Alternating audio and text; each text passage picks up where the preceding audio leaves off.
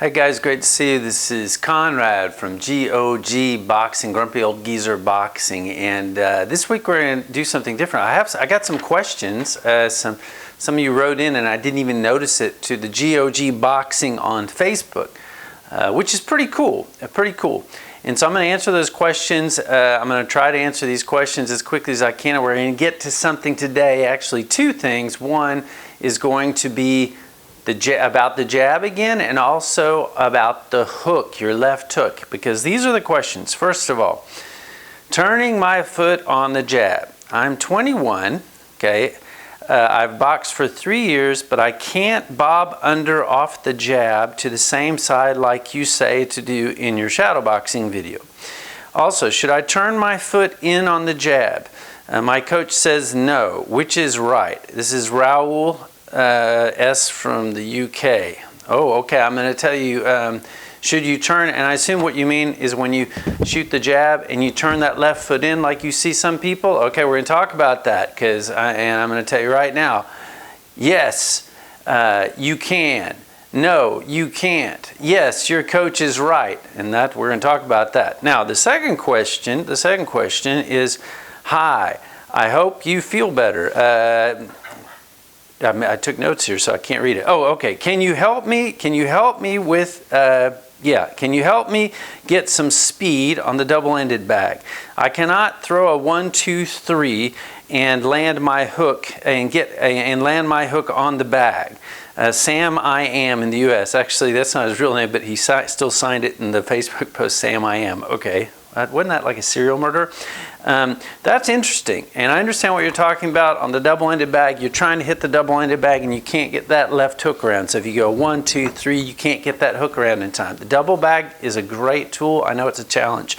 Now, the first question is going to lead into the second question. So what we're going to do is we're going to talk about the first question, and then we're going to do kind of a two-part video and get into the second question, and I think I can help you there. But there's one last comment. Can you do YouTube videos on your fight picks? And this is Jim from the UK too. It's pretty cool. We got some UK guys writing to me on Facebook. Jim is referring to on Facebook on GOG Boxing. I put up my fight picks for every weekend, usually around Wednesday or Thursday, and I'm kind of on a roll. Since October, I've picked winners for like 22, 24 fights.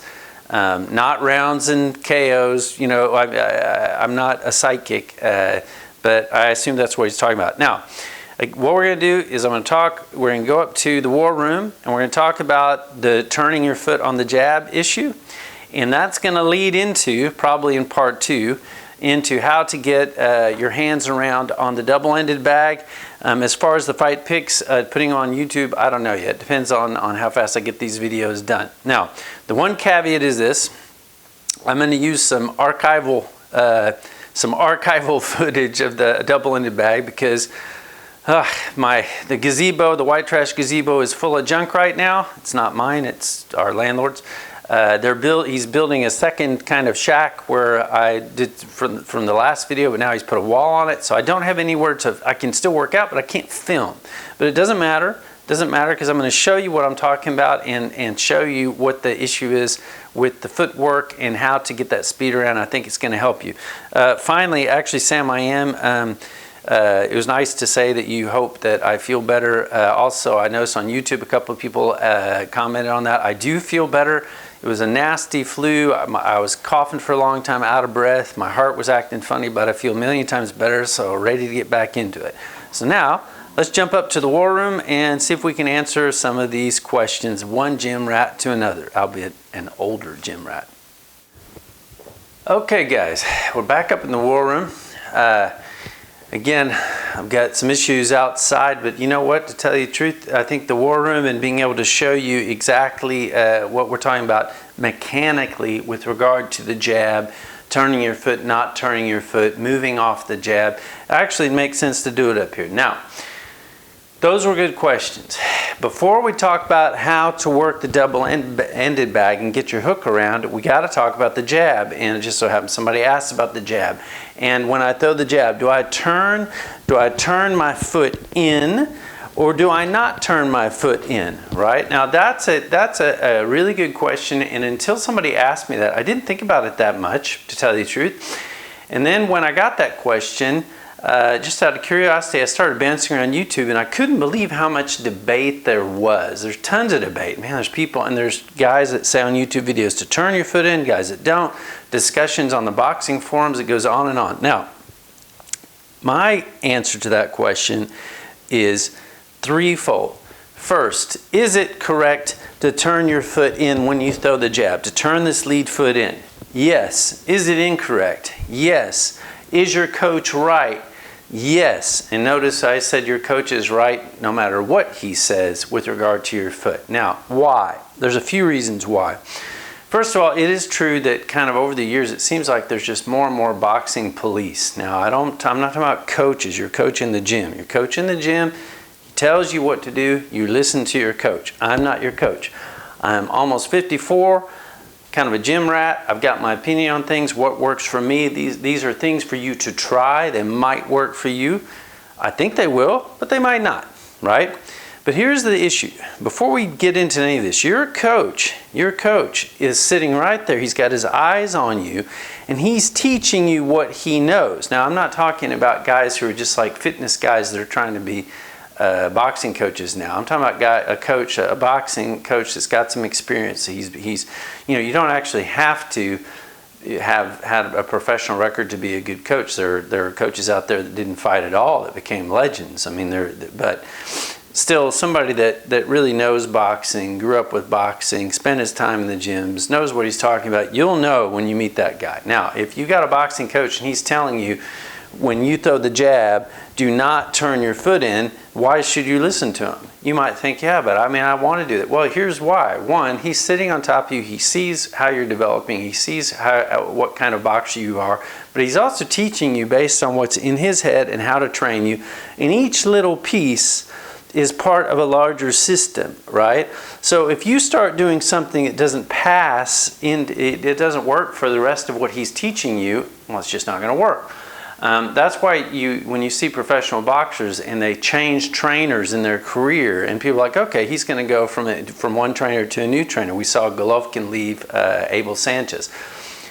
That's why you don't instantly see changes, because little things that they are getting under the new coach affect the whole bigger picture, right? So you listen to your coach. If you in general don't feel like it's working, you find another coach. You listen, if he's looking at you. But what I'm telling you are just some things to consider and to try in your free time, because there is one other issue, is that boxing, everybody's got a different body type. It's going to have a different style. Guys have shorter legs, longer reach, shorter reach. Some guys are more athletic. Other guys just got brute strength, wider shoulders, narrow shoulders. There's so many factors that it's really hard to say, this is how it should be. I know there are guys, especially some of the old heads, will say that. I'm old enough to say I don't always agree with that, but hey, just take it. I'm just giving you some mechanical things to try and why they work for me. And if they work for me when I'm almost 54, I bet they can work for you. Now, let's talk about just this whole question first before we do anything else of, do we throw a jab? You can throw with a step or not with a step, but do I turn my foot in or not? Okay.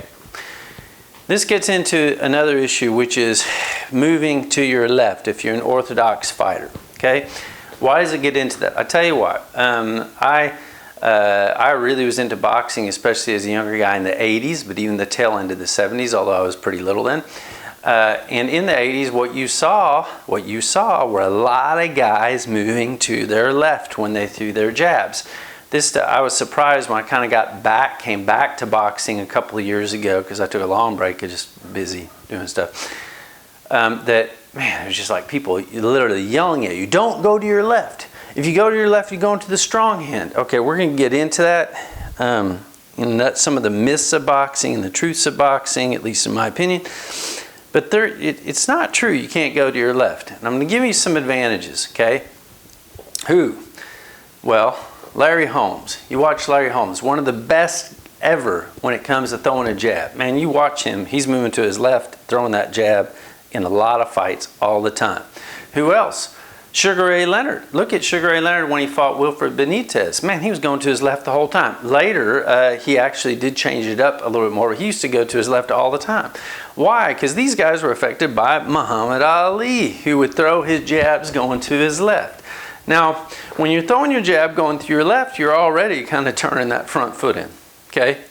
But if you look, if you go through some of the old films, and sometimes it's hard to see, you can't tell me that Thomas Hearns, and he had just a phenomenal long jab, was not sometimes turning that foot in. You can't tell me that Leonard wasn't, because of course he is. You'll see him do it, and especially Leonard, a lot of times he would throw jab high, jab low, and if you're going to throw jab low, you're going to turn that foot in anyway.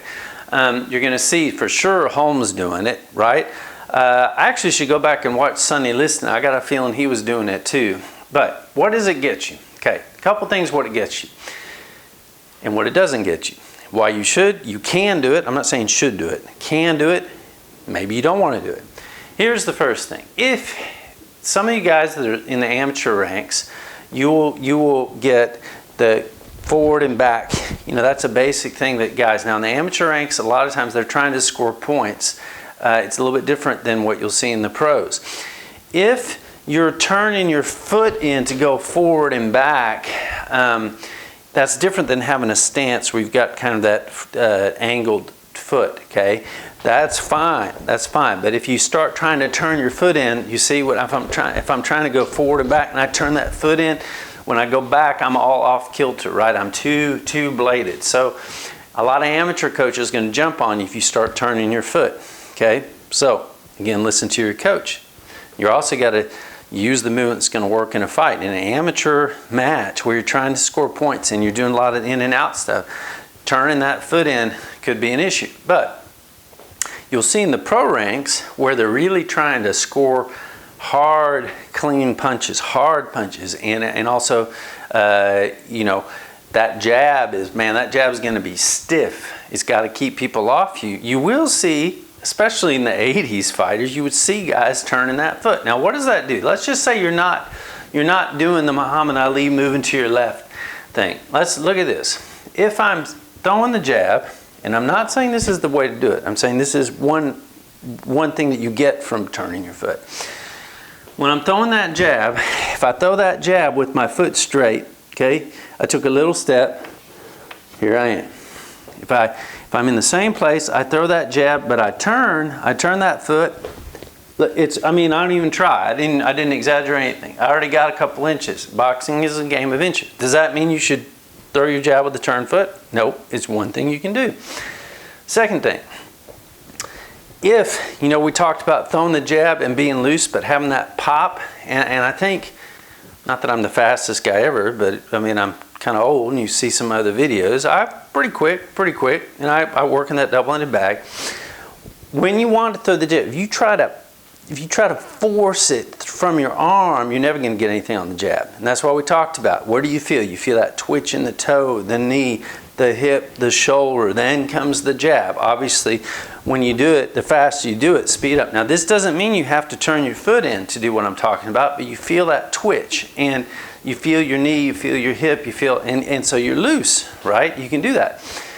If you are from a standstill, right, and because in boxing, you're faced with a zillion mini decisions that have to be automatic all the time. You're not always going to be able to do, you know, just what your trainer says. You know, if your trainer wants you to throw the jab like that, great. But it is true that even if I'm a little bit off balance and I can turn that foot, bam, I can still shoot that jab and get it off. I think that you do get a little more power. You can get a little more reach, at least off a standstill, right?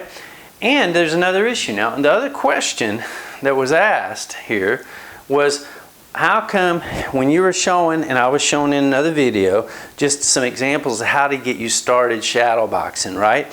So you can bob under in the direction of your last punch, or you could slip in the direction of your last punch. But one of the questions that we got, I got a piece of paper over there still, so I remember one of the questions was, I can't bob under after that jab, okay?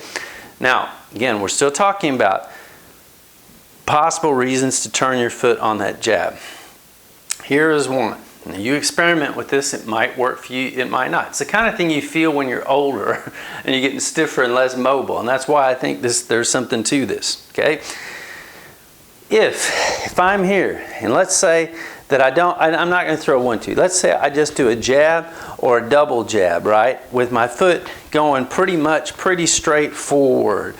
You will find, at least this is what I find, and again, everybody's different, because when I was younger, it seemed like I could move any way I want. I didn't have any trouble, but as you get older, you start having to think a little bit more because the mechanics start mattering. If you're throwing that's a straight jab, and then you want to bob under to that side, if your foot goes more or less straight forward, look what happens in slow motion, okay? Look what happens in slow motion. I throw that jab, I'm coming under to get under, but see, since I step forward, I step straight forward, even if I'm trying to make sure I'm on my toes, it's easy for that foot to start getting glued to the ground, okay? And I'm going to have to kind of pick it up and get under. And look what happens. For a second, I am so incredibly squared up. It's just not that natural. Now, what are the mechanics on this? You know, when I talked about practicing, if you go back to some videos, practicing pivots, right? And when we started talking about practicing pivots, I didn't say just from a standstill with nothing, just practice moving these pivots, right? Because it's hard, it doesn't feel natural. What I emphasize when you practice is to go ahead, slip, take a step, and then pivot off it, right?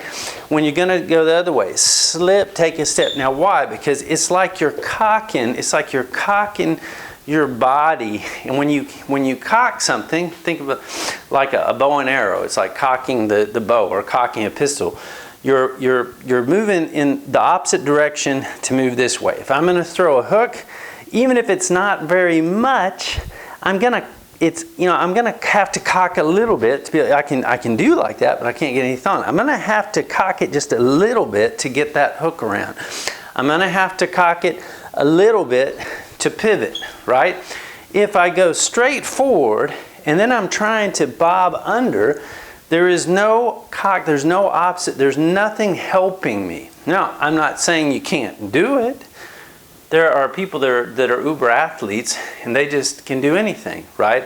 I'm just saying that if you can't do it, think about doing this. If I'm going to throw a jab, now watch, I'm going to slip. If I throw a jab, but I turn that heel in, what I've done is I've also, now you think, but your foot's pointed that way. It is pointed that way. But look, if I'm here, just do like this. When I'm here, my foot's straight, and I try to step out, or if it's here, and then I step out. See, you don't think about it, but that foot cocked, and now it goes back. So I throw that jab, and I come under, right? I throw a double jab, bop, bop, with my foot turning, right? And then I come under. If I throw a double jab with my foot straight, even now, see, I just locked myself to the floor. I just locked myself to the floor. Now, some people aren't going to agree with that. Okay, but it's something to think about. It's allowing, again, your body to cock one way and then move another, even if it's tiny. Sometimes you watch Larry Holmes, right? When he throws a jab, it doesn't look like he's turning his foot all the way over, but he's got that twitch. It doesn't take much, and the best pro fighters, the further they go, the better they get. Those little, when you start out doing what I said, this pivot, right? In the beginning, it's a big, but later you get, because your tendons developed everything, that it's just tiny. It's a tiny little movement. No one even sees it. When you see Holmes a lot of times, you might say, well, he's not really turning his foot. Well, watch again. I guarantee you, if you really watch, if you can find those old tapes, you will see a little bit of that twist. But if you watch guys that can really bob and move, they are not flat foot plodding. They're not. Pernell Whitaker, now he's kind of an exaggerated thing. He's going one way, he's going another way, whatever, extremely smooth. But you may find that when you're just practicing, right, and you want to practice shadow boxing, and you're throwing those jabs, and let's just say you want to throw a jab and then come under. Throw it with your foot going more or less straight, and then try to come under hard, turn the jab, and then go under. Easy, easy. Now, does that mean you should turn your foot every time you throw a jab? No, it doesn't. there are tools for every trade and also what kind of a box you are. So what does this mean? Now we're going to take it one step further and get to combinations and how to help you on that double-ended speed bag.